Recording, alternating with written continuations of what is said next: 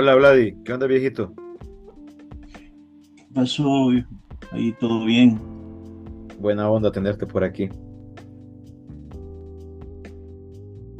Gracias a vos y un saludo allá a tu audiencia, prácticamente, ¿no?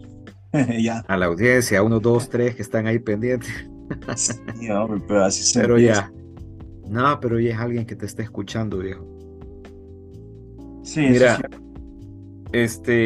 como te decía antes de hablar, es un registro, un espacio de encuentro donde podemos platicar un poco sobre lo interesante que está haciendo la gente, desde el trabajo de las letras y bueno, ya dentro de poco vamos a hablar de otras cosas. Me encantaría platicar con Loida Pineda, que es el programa que viene, Loida Pineda Andino. Ellos tienen un club de lectura que se llama Club de Lectura de la Buena Estrella. Y yo creo que también estos son otros espacios que vienen a formar parte de todo este mapa de la gente que lee, que escribe, que está promoviendo, recomendando lecturas. Y bueno, este espacio viene a ser un poco también de eso, de recomendar, de hablar, de promover. Y gracias porque sé que estás súper, súper ocupado en tus actividades de docencia y más que nunca, viejo.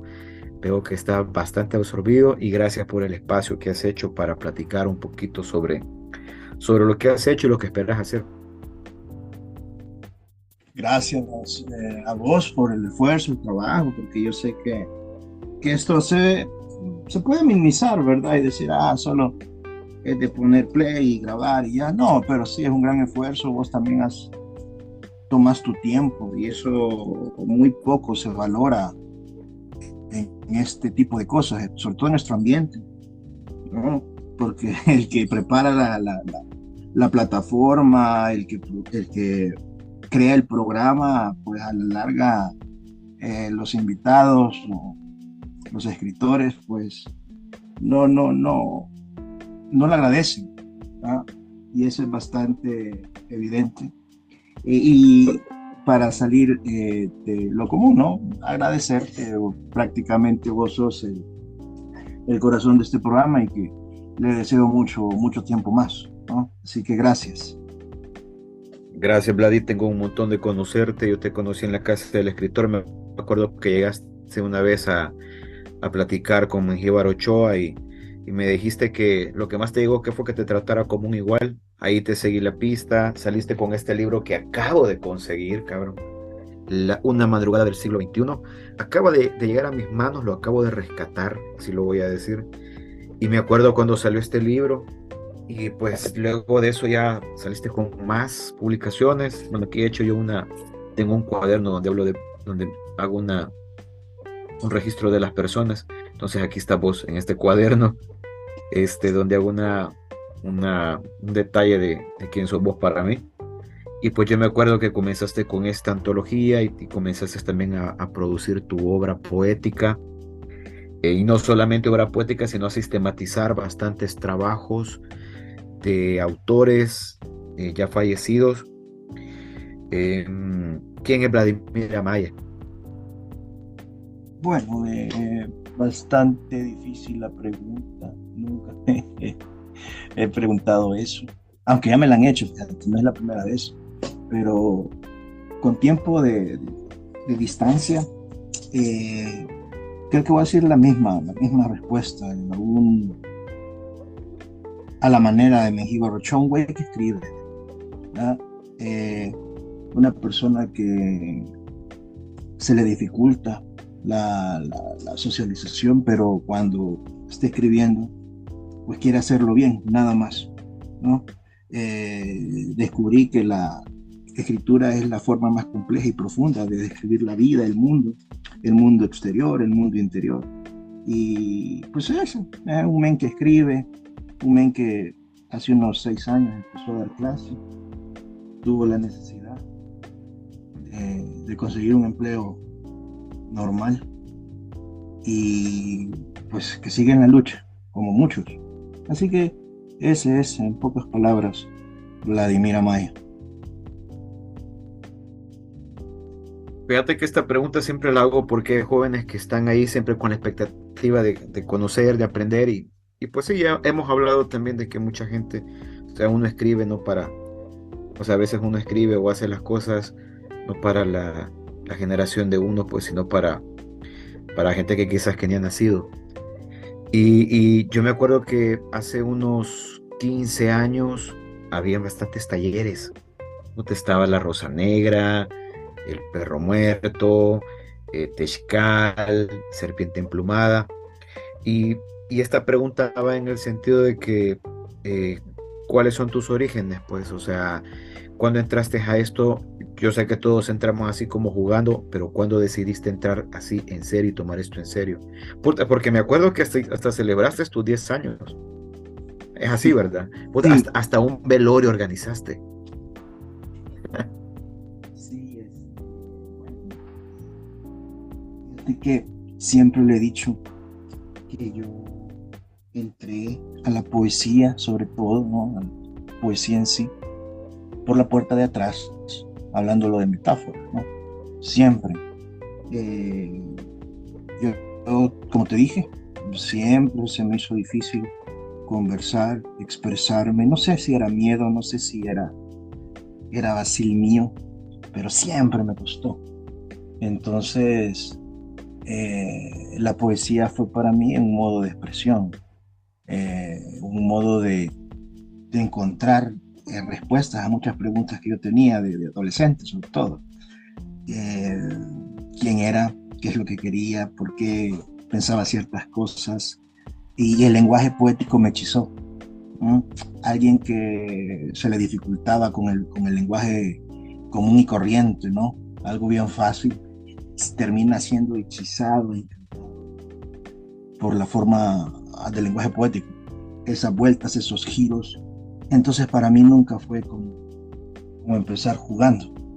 Para mí sí fue una cuestión de vida o muerte, aunque suene un poco exagerado, pero hoy con los años lo he pensado y reafirmado que así fue, porque yo entro a la poesía por esa necesidad de encontrar un contacto con el mundo. ¿No?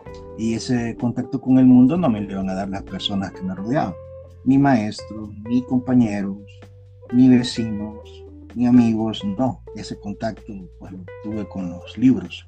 Y en el camino pues me fui dando cuenta que no era el único, que muchas veces nuestro único, nuestra última oportunidad de sobrevivir está en los libros, y en mi caso fue pues en los libros de poesía.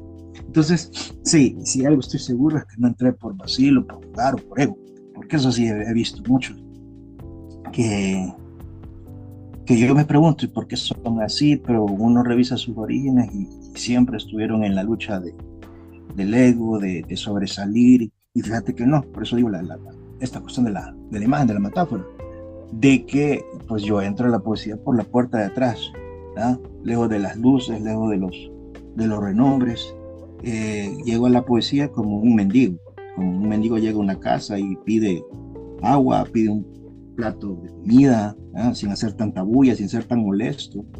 Es así donde yo llego a la poesía. Evidentemente en ese tiempo, te estoy hablando de unos 13, 14 años que tenía, entré a la poesía y no me importaba nada de la literatura, ¿no? Conocer de figuras, conocer de autores. A mí prácticamente lo de la poesía era querer expresarme, querer eh, llenar ese vacío, ¿no? De los 13 a los 18 años es que yo tengo mi mano feliz, aunque se piense mal, ¿verdad? Pero mi mano feliz es de escribir todo lo que me venía. Hasta cosas que no sentía, yo quería, a los Sor Juana, te digo, era mi mano feliz y yo escribía de todo.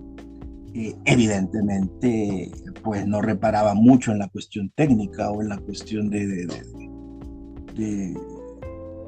de la poesía de verdad. Era más que todo la catarsis, que decían los griegos.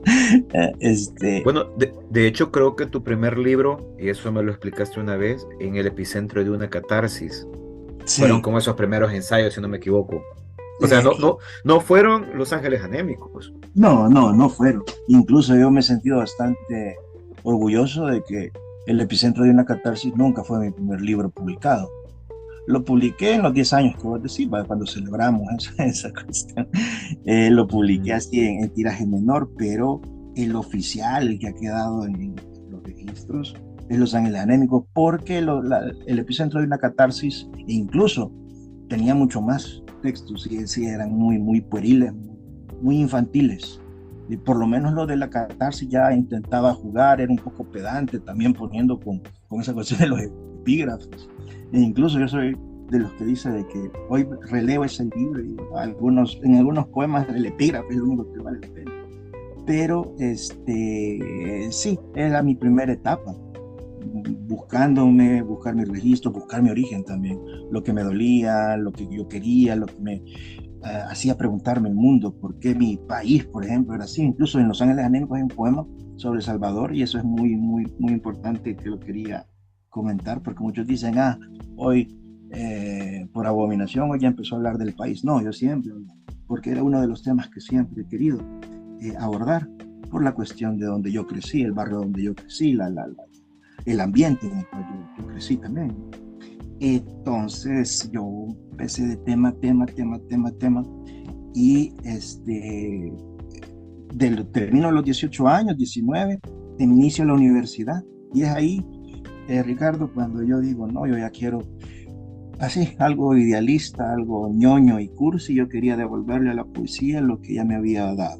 Me había dado la oportunidad de seguir, de ampliarme, de sobrevivirme, y yo quería entonces escribir ya las cabales, escribir poesía que por lo menos comunicara algo, que ya no se quedara encerrado en mí, que si yo iba a hablar de dolor, pues que la otra persona sintiera ese dolor, que si yo iba a hablar de mis angustias, de mis felicidades, pues que otra persona pensara o que le comunicara algo. Entonces esa etapa es de los 19 a los 30 y pico que tengo ahorita, porque lo que aprendí en la poesía, y se lo aplico y se lo doy a mis estudiantes, que uno nunca termina de aprender, ¿no? Así que ando en esas etapas todavía de aprendizaje, pero esas creo que son las dos etapas más palpables, diría yo, las más evidentes, la de los 13 a los 18, que es mi catarsis, y de los 19 para acá, que ya es un poco más razonado, ya es más consciente la creación, ya hay un poco más de técnica, se ha releído los autores que antes solo leía porque me gustaban, hoy se los releo para ver qué es eso, por qué funciona tan bien un adjetivo, por qué funciona tan bien no poner preposiciones. Yo sé que es algo trivial, que a muchos le van a parecer algo exagerado, pero como diría Jaime Sabines, el gran poeta mexicano, la poesía básicamente es un problema de palabras. Entonces yo aprendí que tengo que conocer la palabra, y ahí está. Entonces, y ahí empecé a publicar una antología, como bien decís, fue mi primer libro. En el 2010 publiqué Una madrugada del siglo XXI. Y la publicaste casi corriendo, me acuerdo. Sí, porque me la querían fusilar. Yo sé, yo sé. Ese fue el problema. Y fíjate que hoy pensando, ¿no?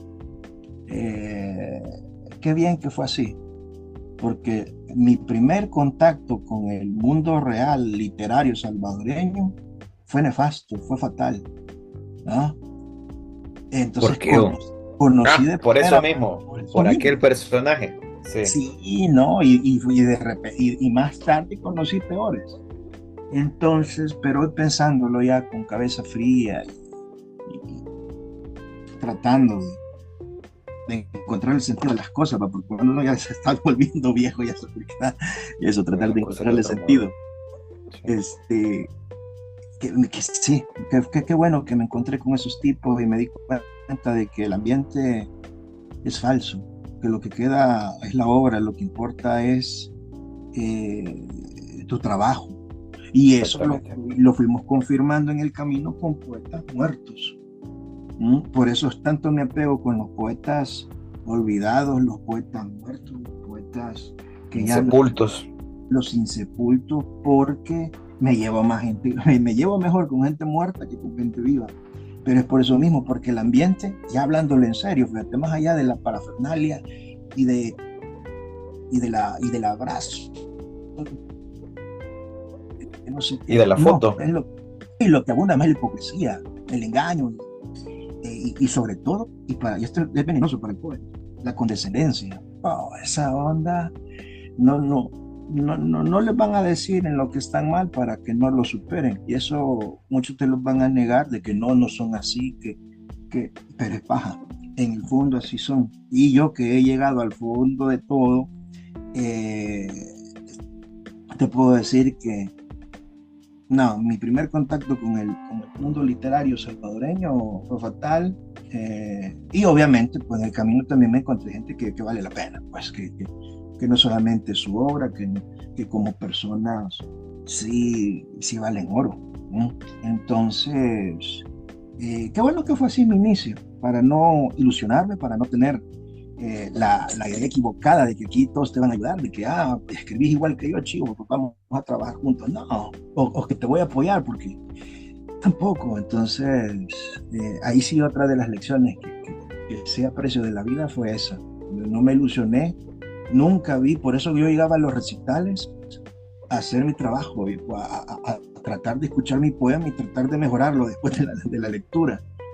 No íbamos, esa fue también una cuestión del perro muerto, por eso nos tardamos en aparecer públicamente, porque hasta tuvimos una pequeña pelea ahí interna de que ya querían ir a leer, que no, yo decía y tenía ahí mi parte, de que también me apoyaban en eso, de que no estábamos listos, pues, ¿no? Todavía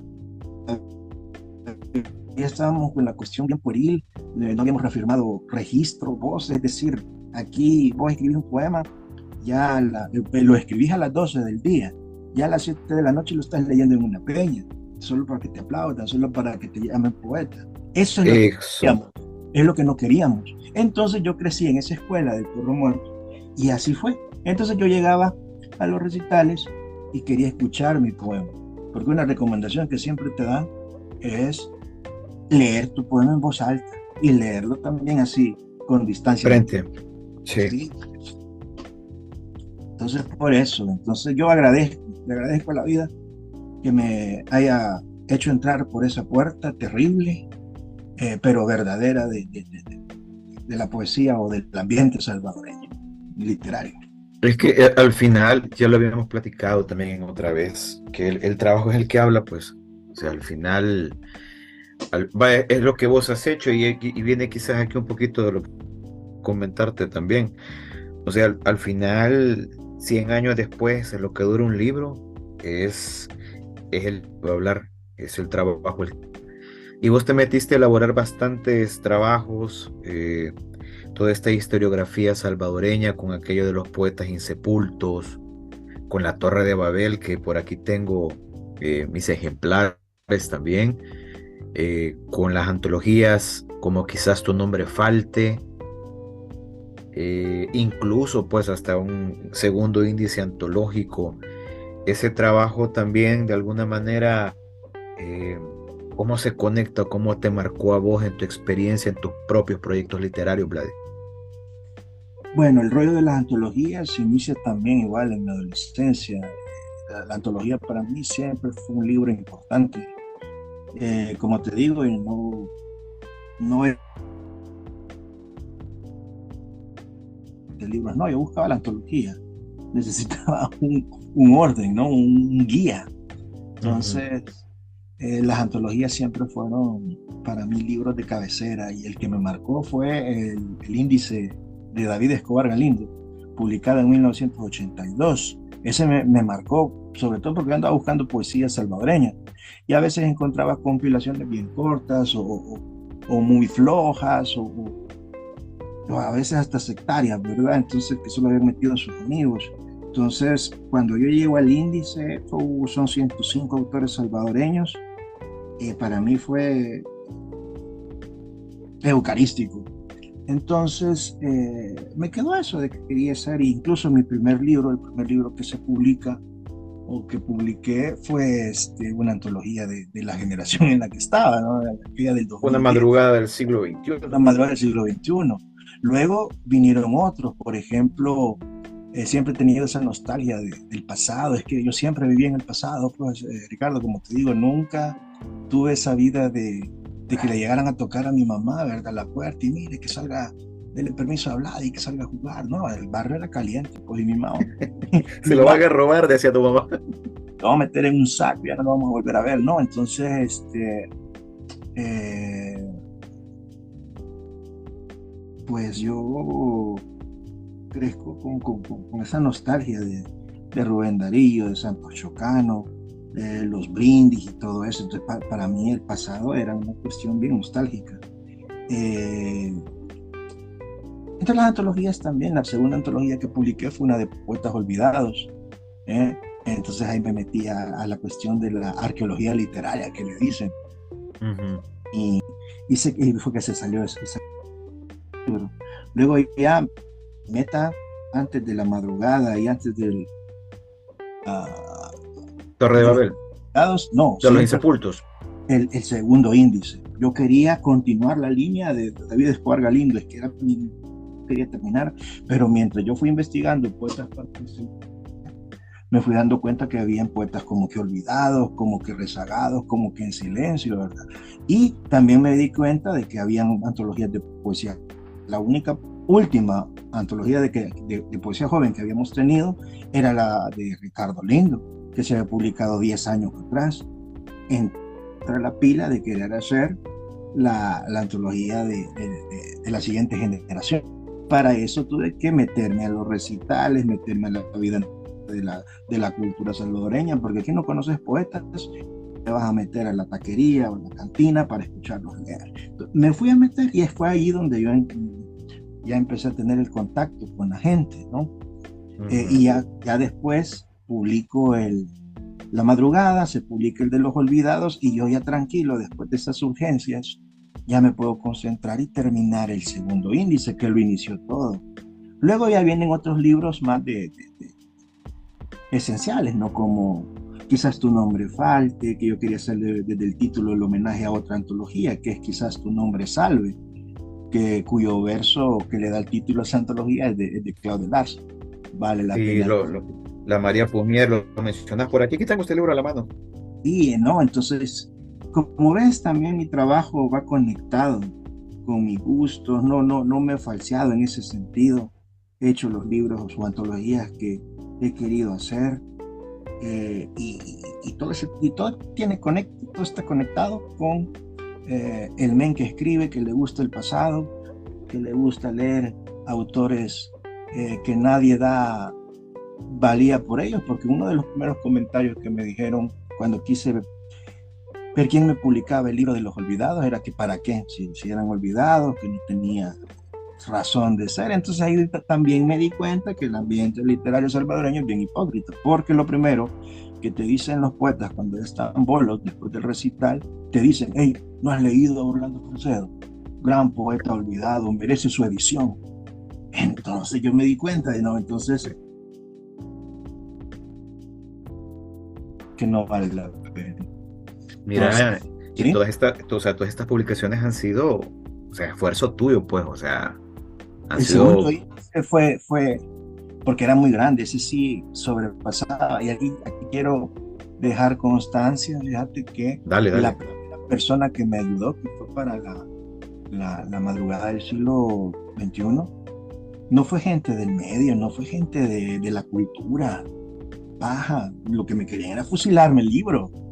Quienes de verdad les agradezco es a doña Tere y a su esposo Don Tito, y así te lo digo, sin apellido, para que suene más del pueblo. Me fui a plantearles la cara, a plantarles la cara de que necesitaba dinero, pues, y les platiqué, y ellos bien, sin saber nada de literatura, Ricardo, me dijo: vaya, pues también se lo prestamos, que no sé qué. Y fue así también que me metí a los premios de los Juegos Florales para poder pagar ese Sí, huevo. es cierto. Sí, y te Bueno, y su acordás. gran maestre en eso. Sí, por la misma necesidad de pagar los libros, porque acordate, la madrugada yo la saqué, el de los olvidados nadie me ayudó, así que yo lo saqué. Los tres premios del gran maestre, eso, me ayudó para salir del huevo, pues. ¿Ah? Me ¿Verdad? acuerdo.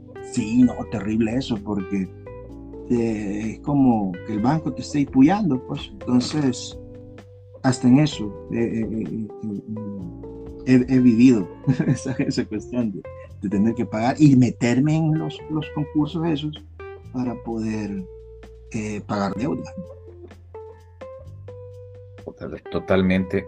A mí me llama la atención que tiene relación con también bastantes cosas de tu trabajo, por ejemplo, en Tufo, en la ceremonia de estar solo, en Fin de Hombre. También mencionas un poco eso de la genealogía familiares, hablas de tu padre, tu abuelo, de tu hermana. Y a mí me parece súper interesante ese ejercicio de memoria que haces a través de tu poesía.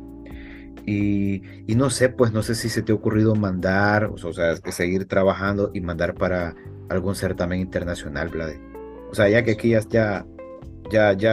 como ya con gran maestre, ya no puedes participar. No, Ay, no, ¿por qué no?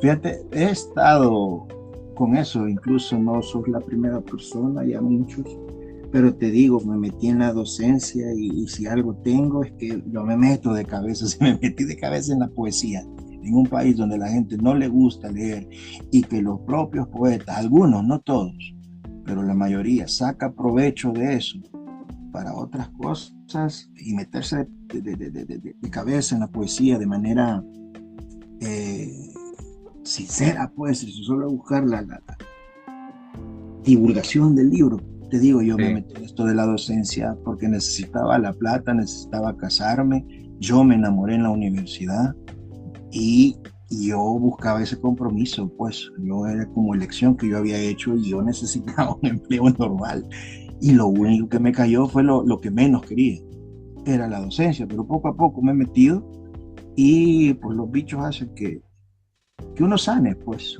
¿no? Y eso ha pasado. Entonces, ahorita estoy ya casi terminando un gran trabajo que estoy haciendo con lo de la docencia y ya voy a tener tiempo para poder hacer algo con la poesía, porque sí, yo te digo, son encerronas las que necesito hacer. No soy como esos poetas que, puya, este, escriben su manojo de poemas, ganan un concurso y ya lo publican, ¿verdad? No, yo le doy vuelta, es todo un trabajo, es toda una metodología de trabajo. Artesanía, Sí, artesanía pura. entonces necesito tiempo y ya lo estoy haciendo, estoy sacando eso de la docencia, esos trabajos que van dirigidos al estudiante para una mejor educación, porque como tú sabes, no te puedo mentir, los programas son un asco y se necesita de verdad eh, ampliarles la visión a los bichos, sobre todo el lenguaje que ha caído en una situación lamentable. Ya no es aquella materia que era respetada, y que era querida, ya es solo una materia más y los bichos la detestan. Y eso es lo que yo pues noté en los primeros años. Así que me metí de lleno obviamente a dar lo que pide el programa, a lo que exige el ministerio, yo lo doy, pero también hay una mía extra y esa mía extra cuesta y cuesta tiempo. Pero ya voy saliendo, ya lo voy a dejar todo listo y luego ya voy a meterme de lleno en mis propias cosas. Las madrugadas para mí eran solo de poesía antes de trabajar, pero hoy quiero volver a esas madrugadas poéticas, a esas encerronas, a esa artesanía que vos decís que para mí es importante, ¿no? Mm, no sé, yo sé que es algo personal, que cada quien trabaja su obra como quiere, pero hay fundamentos que todos deberíamos de tener, de compartir y seguir, ¿verdad? No, pero es por eso, pero sí, más adelante voy a tratar de hacer espacio. Ojalá, viejo, que se pueda. Yo me acuerdo también, no sé si te puedo preguntar, viejo, sobre la revista Cultura.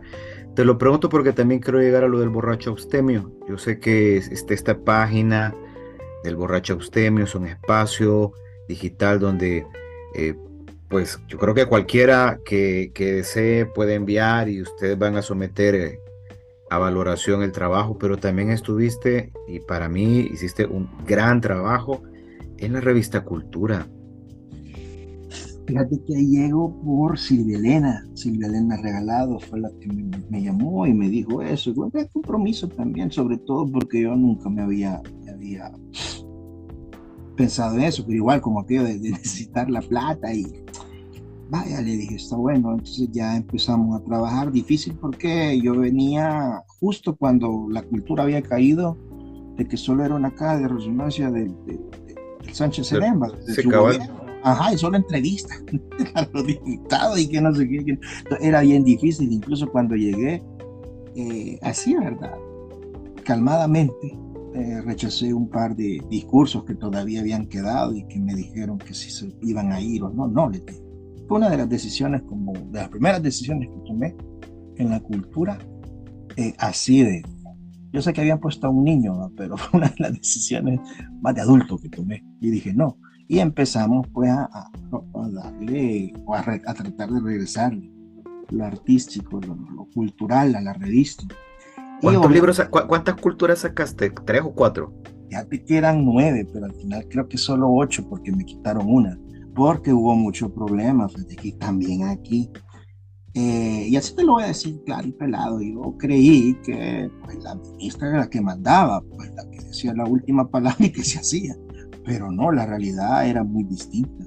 Ujú. Siempre hubo ahí alguien que estuvo ahí que por qué publican eso y que por qué ha publicado esto y que por este nos critica y que no sé qué y que no sé cuándo. Entonces sí era molesto porque, pues sí, el director era yo y si yo una vez le salí así y era buscarse problemas, pues. Sí, Entonces me quitaron una, la hicieron, era trimestral y la hicieron, no, era bimensual, me hicieron, no, sí, pero me yo quitaron me una, acuerdo que era trimestral, fíjate, me ¿verdad? acuerdo. Y al final no, no, por lo mismo, porque muchos problemas. De que por qué publicaron a este, que no sé qué, que no sé nada, está bien. Así, así viejo, como que estoy trabajando. Hoy me acuerdo de estas personas, cuando mis alumnos se ponen de que, pero si usted no dijo que la tarea era para ahora, así yo digo, bien me acuerdo de esos tipos, pero que sí te digo, era molesto. Entonces se hizo lo que se pudo. Te metían también, mira, mete a este, mitad, mira, este, publica estos poemas y a ver quién era. Entonces, una cuestión era ver el trabajo, ¿verdad? Pero aquí de un solo ya, poneme eso, que no sé qué. Entonces, no me gustó y yo buscaba algo más, yo soy sincero. Yo para entonces yo había hecho todo ese trabajo de La Madrugada, Los Olvidados, Perdidos y Delirantes, Los Poetas Olvidados Salvadoreños, El Segundo Índice, y había hecho Torre de Babel, y Torre de Babel, que son como 20 libros, pues. Y yo te di en tu calidad de maestro, ¿verdad? Te di tus ejemplares porque busqué Sí, gente, era pequeño con mi editorial Xero, sí. y busqué gente, profesores, eh, gestores culturales, directores, gente de embajadas, o gente clave, pues. Y es ahí donde vos entrabas en tu papel, pues, eh, de guía y maestro. Entonces yo ya tenía Sí. todo ese recorrido, entonces yo esperaba. Pero aquí no es una cuestión de méritos, y eso también lo aprendí. Y no avanzábamos, yo no avanzaba ahí, yo veía que no querían que avanzara, que era lo principal. Eh, Se comentó mucho, incluso hubo una plaza, se barajó un nombre, pero al final pusieron a otra persona y obviamente pues fueron méritos extraliterarios, ¿no? Entonces eso sí ya no me pareció. Y poco a poco me fui alejando, ya la última, por ejemplo, la última, La, ahí y cabal ya para la última revista Cultura que ya estaba el nuevo gobierno, ya estaba nuevas ideas, ya fue poco lo que trabajé en esa revista, la última portada, contraportada, la portada sí luché para que saliera, ya ni la trabajé, yo ya cualquier foto le pusieron, ¿no? Cualquier pintura terminó saliendo, porque ya la última solo entregué el material y yo ya estaba trabajando en el colegio también, así que Yo llegaba, trataba lo menos posible de estar ahí, entregaba el material, explicaba algunas cosas, luego ya me lo mandaban, lo revisaba y ya daba el ok. Y en la última prácticamente eh, ya no sé, ya no hice mucho, ¿ya? Así Y ya no que, salió nada más, viejo. no, eso ya murió. Ya murió. Sí, creo que fui el, Ni DPI a ella. no, no, mi biblioteca, y entonces te digo, estamos mal, así que ese fue mi paso por la revista. Y te digo, también fue mi despertar, ¿verdad? De que si vos no le agradás a nadie, si vos no le caes bien a fulano, a sultano, pues no avanzás aquí. Y así fue, Tristemente, no, así fue. tristemente. Y prácticamente, como bien decías al principio, ¿verdad? Que odiado, que aquí, que allá, que el resquemor, prácticamente es por la sinceridad. A mí no me cuesta, no me tiembla el corazón para decirle a alguien, mira, tu poesía, pues, podría reformularla, te has dado paja con eso de la libertad creadora, y a mí no me tiembla el corazón, pues.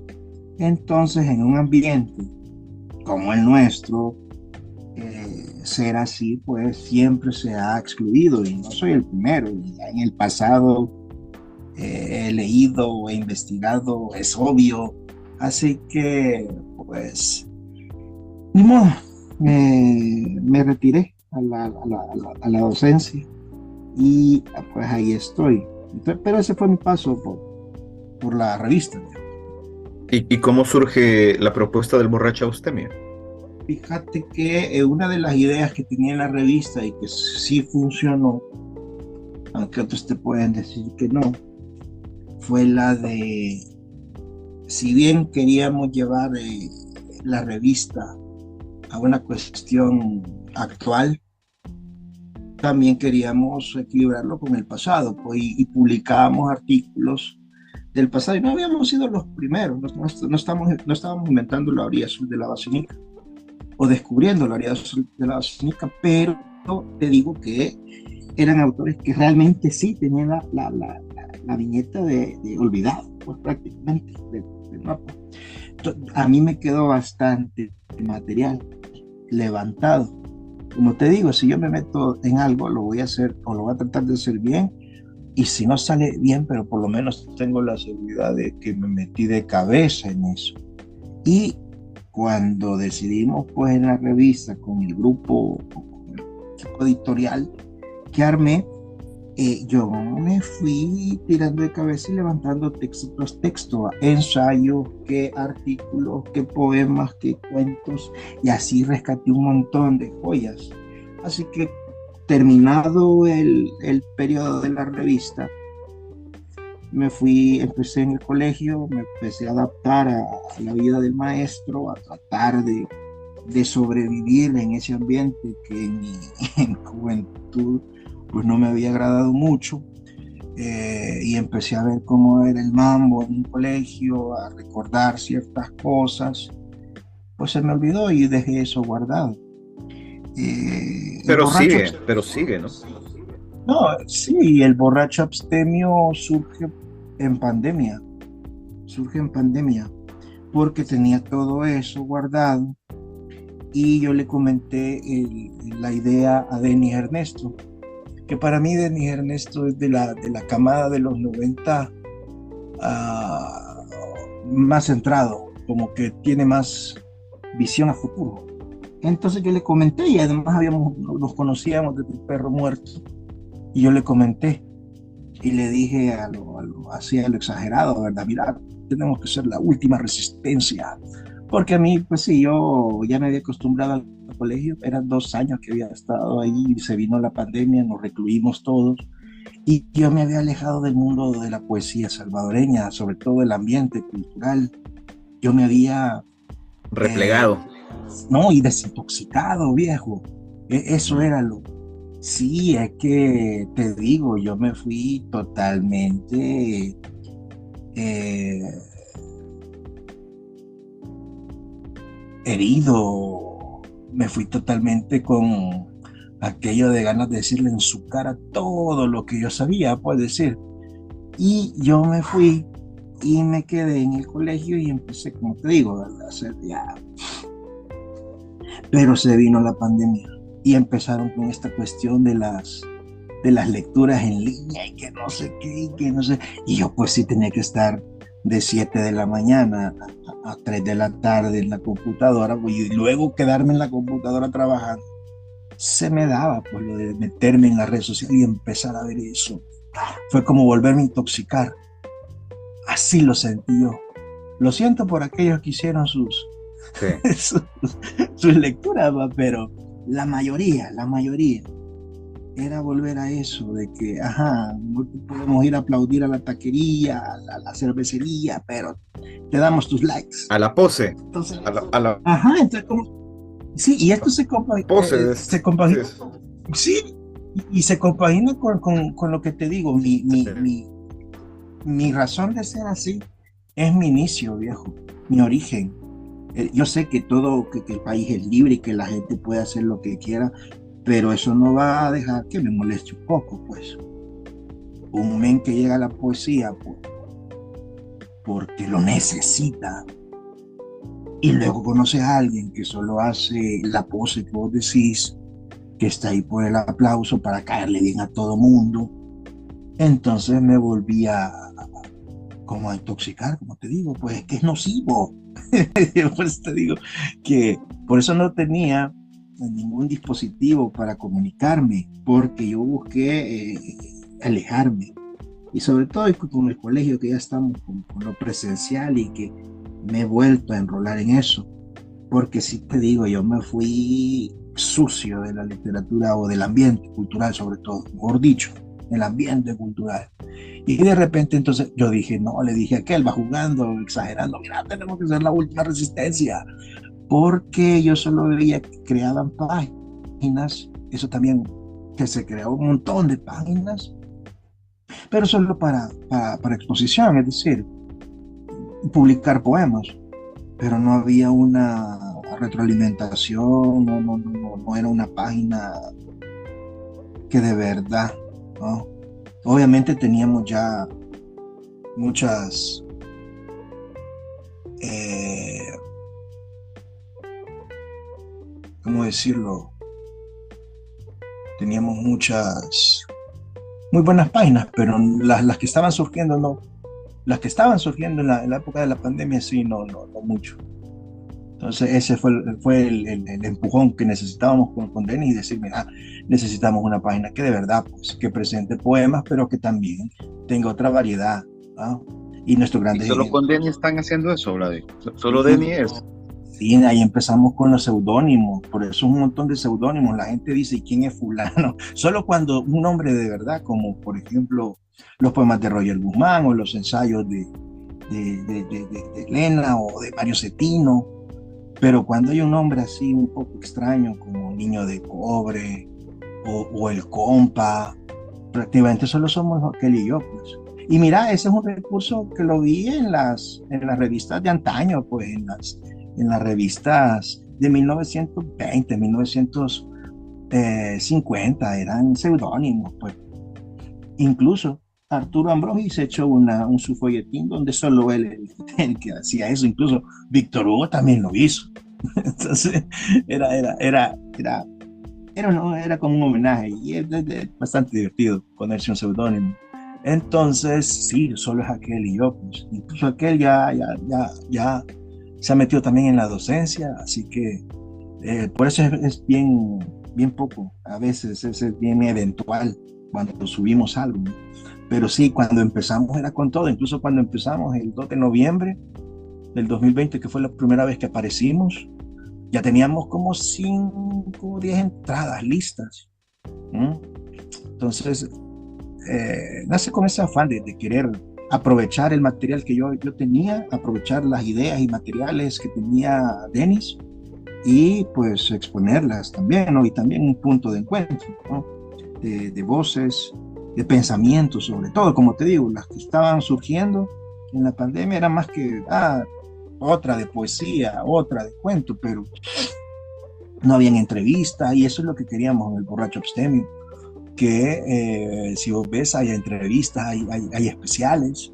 Es decir, era como una revista, todo lo que yo hubiera querido que la revista Cultura tuviera, pues en mayor o menor medida, pues lo tiene el Borracho Abstemio. ¿Mm? Así que es eso.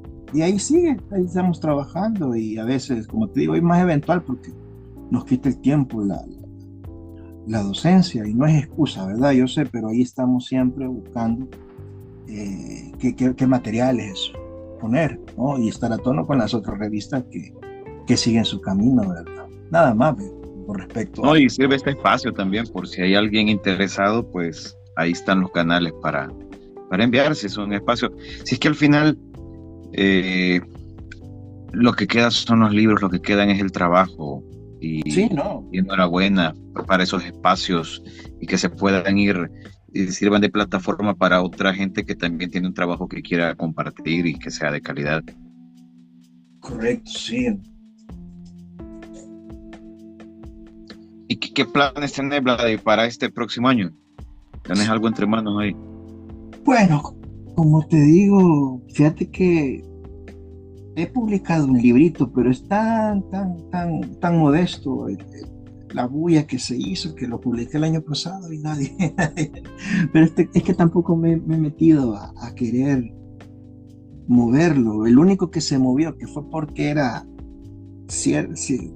para algunos era transgresor, que para otros los insultaba, que no sé qué, fue pura guasa, que fue prácticamente en la pandemia, que fue como Sí. el último, antes de Abominación, que lo publicamos y lo presentamos de manera física.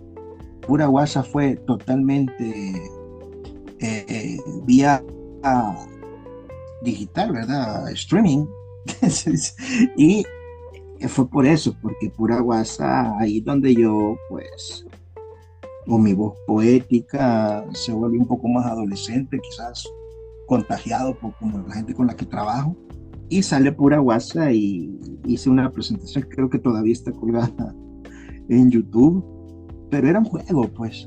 Pura guasa ¿De pura fue mi guasa? muestra, sí, fue mi muestra de que tomé, sabía que estábamos en un mal momento como humanidad, ¿ah? Pero como seres humanos pues tenemos el derecho a escoger el humor para sobrevivir, y Pura guasa significa eso. Yo escogí el humor, la sátira, la ironía, el sarcasmo, y como te digo, solté algunos vaos. No me avergüenza decirlo, no tengo pena, y que el mundo se está volviendo un poco insoportable, y uno encerrado en la casa antes que las ir de parque, entonces, es decir, así que Pura guasa fue como lo último. Luego vino Abominación, que es un poco más serio, no un poco, ¿Qué sino... tal la Abominación? ¿Cómo trabajaste cómo fue el proceso editorial con Kalina? Porque creo que es tu primer libro con Kalina. Sí, fue mi primer libro, eh, eh, solo, porque ya nos habían publicado con otros de la compilación. Fue bueno, Ujú. fue bueno, me trataron bien como... Y eso es de destacar, porque hay editoriales aquí, viejo, que bien se nota que juegan con el ego del autor, ¿eh? Solo con el ego se le pagan, pues, porque prácticamente vos publicas un libro y solo te dicen, va, mira, son 100 ejemplares, ahí muere, te hacen un contrato falso prácticamente, no falso en el sentido legal, ¿verdad? Pero a la hora de los cubos, pues un contrato así es más hablado, más de compadre, ¿va? Yo te conozco, me conoces, y así. Ajá. Pero con Kalina no, entonces hay que agradecer eso, y yo les agradezco mucho, fue un buen trabajo también desde que les mandé el poemario, lo revisaron, el mismo Efraín Caravantes, que para mí es una de las voces poéticas más interesantes que hay actualmente, que también es diagramador, y yo tuve la suerte de que mi libro me lo diagramara como es parte del equipo de Kalina, ¿verdad? Entonces tuve la suerte. Y es eso, no juegan con el ego de que sí fui retribuido, ¿verdad? O como te Sí. digo, este es también un mal aquí en El Salvador. Eh, prácticamente apelan al ego del escritor y ahí nomás, ya te publicamos, ya hiciste tus 5 presentaciones y muere todo, ¿va? Pero, y obviamente no son todos, ¿no? Pero sí, de todo hay en la viña del señor editor. Pero sí, un proceso bastante rápido, el de edición, el libro ya estaba prácticamente con 12 años de escritura, con algunos poemas nuevos, otros poemas ya viejos, otros poemas reestructurados. Y como su nombre lo indica, ¿no? da la referencia a la nación. Fue prácticamente cómo llevé la poesía, toda la historia que me habían contado, que había leído, tanto en la universidad como en el colegio. Toda esa historia del Salvador, vuelta a la poesía. Poesía de personajes, poesía de fechas, poesía dialogada. Entonces fue muy bueno el ejercicio para mí de abominación. De suceso. Uh-huh. Sí, entonces eso, y se hizo, ya estábamos en un ambiente. Mira, sobre estos autores que vos sentís que tienen trabajo interesante para seguirles la pista a su trabajo. Yo a Efraín Caravantes no lo conocí a través, pues sí, de vos, de las pláticas, pero si hay un par más, ¿tenés algún nombre por ahí? Fíjate que yo siempre que el trabajo de Roger Guzmán me parece recomendable. Elena, mismo Alberto, de esos, no sé si querés de gente nueva, porque estoy bastante desconectado, aunque tengo ciertas referencias por la misma cuestión de la pandemia, que me hizo ver gente que no sabía que existía y que sí, fíjate que el problema es que como bien decía, ¿verdad? Hace tiempo que no tenemos un taller, porque la gente no se ha preocupado por tener un taller literario o un taller con todo el rigor de la palabra. Eso le falta mucho. Por eso te digo nombres que quizás ya a estas alturas ya son autores hasta ya bien quemados, ¿verdad? Reconocidos, y que dicen, sí, ya leía a Alberto, ya leía a Elena. Entonces, pero fíjate que con la Mara joven tengo esa cuestión, y quizás sea la primera vez que lo diga, pero yo creo que un buen taller no les caería mal. Así te lo digo, porque hay talento, hay mucho talento, hay ganas de escribir, pero no saben mucho por qué están escribiendo, y ese es un fundamento importante. Siento yo eso, que falta conocerse, reconocerse también, porque hay muchos, por ejemplo, no voy a decir nombres, pero hay muchos que tocan el tema de la muerte, y el tema de la muerte, como el amor y la locura, son temas universales ya totalmente trabajados, pues, desde hace más de 2000 años antes de Cristo, pero la cuestión es reformularlo, ¿no? decir un tema de amor, de muerte, reformularlo desde tus recursos, y prácticamente leo un poema de gente joven, trata de la muerte, pero pues no alcanza, ¿no? Es decir, es mejor leer Apavese con aquello de vendrá la muerte y tendrá tus ojos. No te digo, falta fundamento, porque talento hay gente virtuosa con la palabra, pero acordate que en el arte los virtuosos en la música solo se quedan haciendo cover, cuando no avanzan a encontrarse, a reencontrarse, a buscar su propio registro. Vaya, hay muchos, y ellos mismos se exponen por la cuestión de querer eh, Publicar rápido. rápido, se exponen mucho, entonces uno va leyendo y dice, hay demasiada afectación en el poema. Y yo les podría preguntar, ¿saben a qué me refiero con afectación en la poesía? Mira, uno se da cuenta de las lecturas tan desordenadas, y yo me puedo sonar viejo en esta parte, pero fíjate, como lo dijo el mismo poeta eh, León Felipe, sistema, poeta, sistema. Primero contarás las piedras y luego contarás las estrellas. Es que no hay ese proceso, se lo han saltado, ¿no? Uno lee sus poemas, sus creaciones, y hay una mezcolanza. Tan afectado que está el poema, que tan leído de una manera tan desordenada, que nunca, pues es muy difícil encontrar deleite en lo que escriben, pues decir que me mueva, que me mueva a sentir algo, que me mueva a pensar algo, que me conflictúe, porque eso es la literatura, pues. Sí. A veces son muy obvios, a veces son demasiado obvios, y también no tenemos un buen público o buenos lectores de poesía que se dejan apantallar por muchas cosas que uno... ¿Crees que nos puedes recomendar? ¿Sí? ¿Me escuchas? Sí. No, entonces... Sí, que se va un poquito y... Ajá. Te digo de que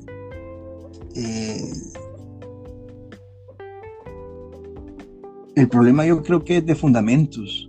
Como te digo, tienen talento, pero a mí no me tiene muy convencido todavía. Sobre todo la poesía, que esa es mi salsa, es mi mundo. Pero sí, no me tiene muy convencido por eso, porque falta un fundamento, falta un taller de verdad.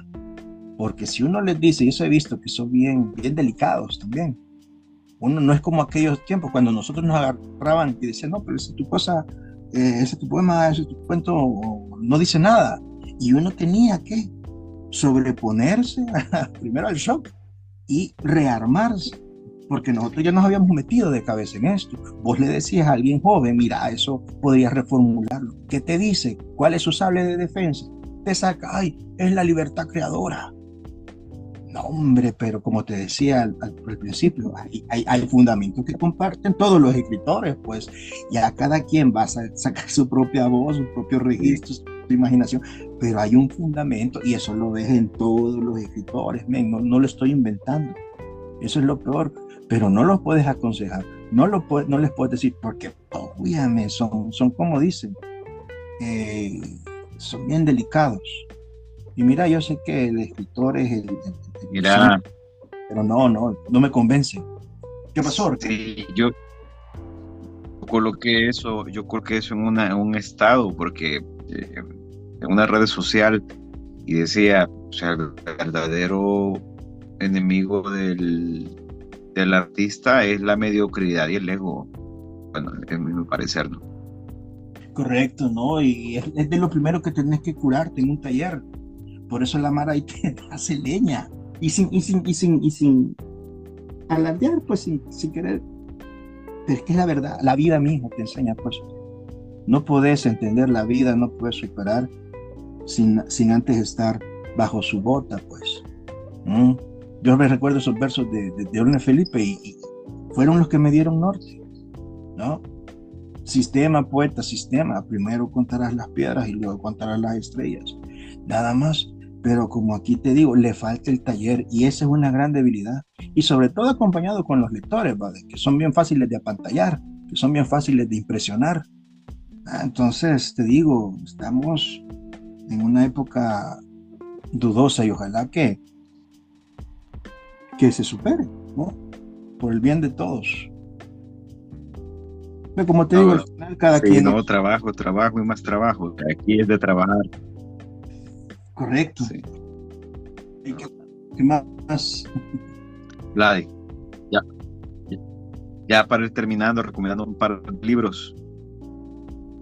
Bueno, antes de eso, quizás solo retocar eso de los 10 años, ¿verdad? ¿verdad? De que no me querías comentar eso, de que hasta hice un funeral. Era otro proyecto.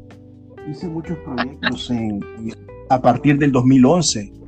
Fue Dariela Quinteros uno de ellos, y el otro proyecto fue una historia Buenísimo. paralela. Sí, una historia paralela de un poeta llamado Vladimir Amaya, nacido en 1895, y lo ponía como... era una historia, pues lo ponía a congeniar, a vivir en un tiempo de Raúl Contreras, de León Sigüenza, y toda esa generación de 1920. Entonces te digo, era un juego loco, y hice un librito.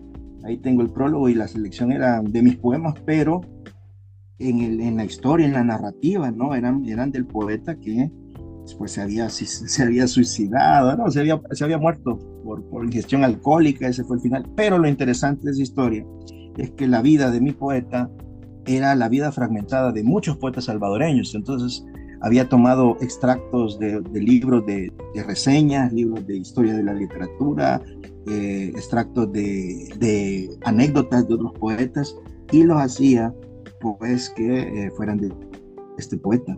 Entonces fue por eso el funeral que se hizo. Era de conmemoración, se hizo una lápida, una locura. Porque, como te digo, puedo sonar bastante serio con esta plática que hemos tenido, pero es que en el fondo, si no hay jodarria, si no hay jodas, si uno no se ríe de sí mismo, pues no está en nada. No se divierte.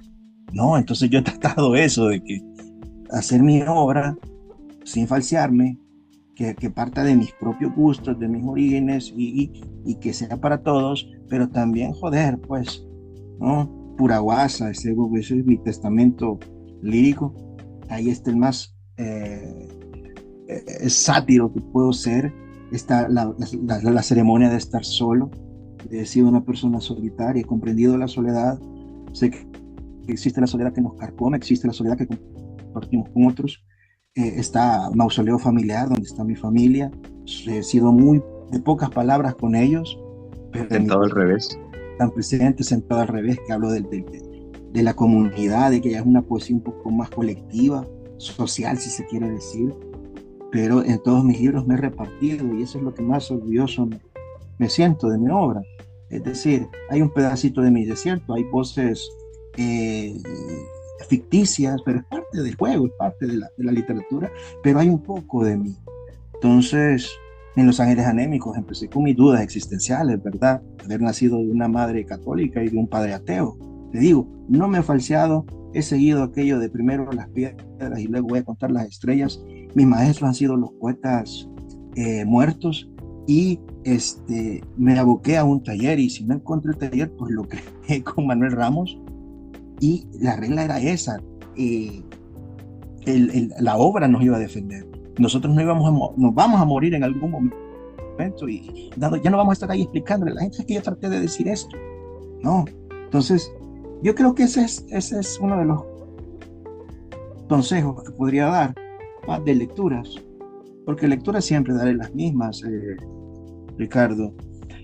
Siempre vuelvo a Rubén Darío por lo musical. Incluso los simbolistas nos dejaron ese legado, ¿no? Y de donde bebe Rubén, los simbolistas nos enseñaron que la poesía es música, tiene alma musical, y si vos no tenés oído, pues, ahí estás empezando mal. Y César Vallejo, por supuesto, el poeta del dolor, él me enseñó a que yo podía hablar de mi dolor, pero no quedar en ridículo, no quedar en la cuestión de lastimero, ¿no? Le elevó la palabra al máximo este poeta, y me hablaba de la miseria de su raza. No, entonces te digo, para mí dos poetas fundamentales, Rubén Darío, César Vallejo, y por aquellos que les gusta crear los rascacielos verbales, ¿verdad? Y que se sienten un poco más liberales, pues les recomiendo siempre a Vicente Huidobro, ¿no?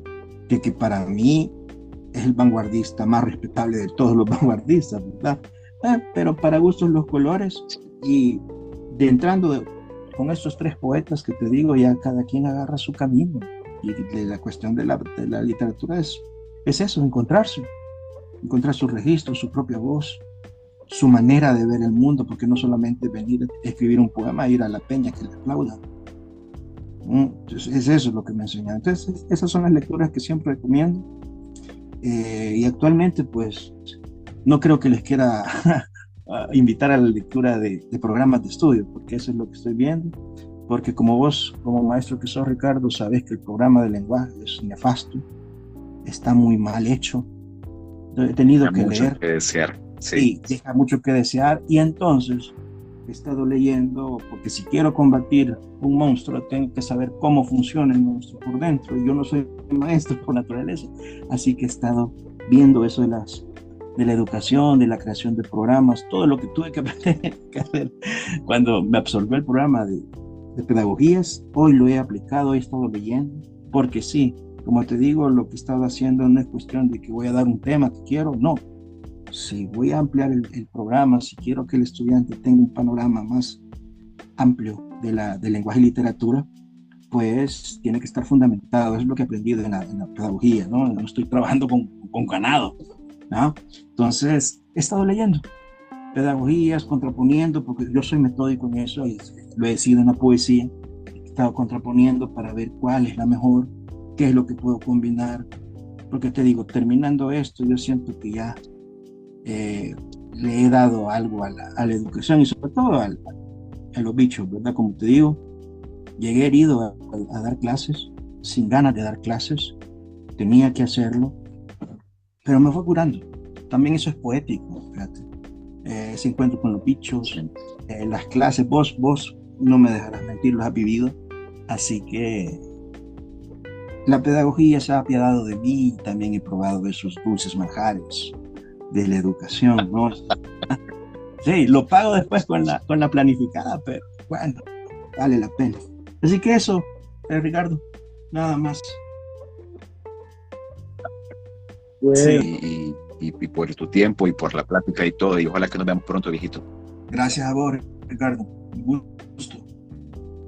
Bueno, pues ahí quedamos a la próxima. Un abrazo. Un abrazo. Gracias.